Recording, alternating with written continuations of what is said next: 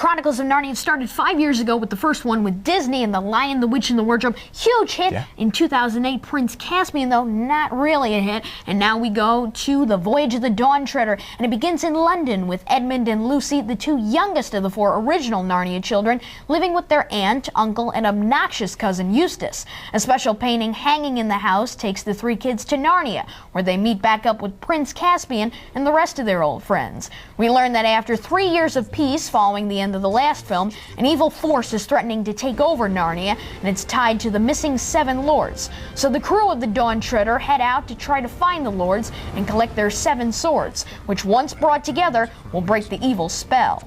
Now there was actually a major change of studios from the last movie, Disney right? to Fox. Yeah, so does that affect it at all? Do you think that was a concern for folks? I think the director, Michael Apted, brought back what made the original one so good.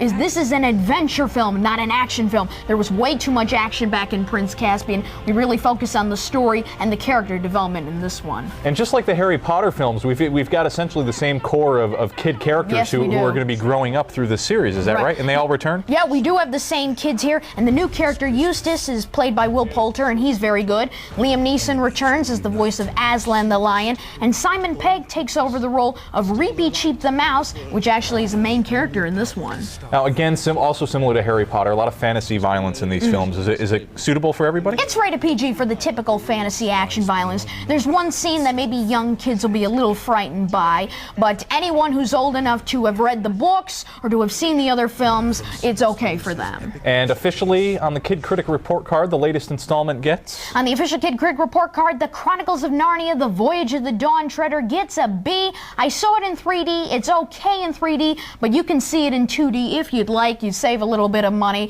Yeah, and it's pretty good. Better than Prince Caspian. Yes. Excellent. And next week, one of my favorites, I've been waiting a long time for this, the latest installment of Tron. Yeah, Tron comes out next week, and also Yogi Bear, the comedy with Dan Aykroyd and Justin Timberlake. 2 big ones coming out next week. Excellent. Jackson, thank you as always. Remember, he's here with us every Saturday, but if you miss him here on television, check out his website, lights-camera-jackson.com.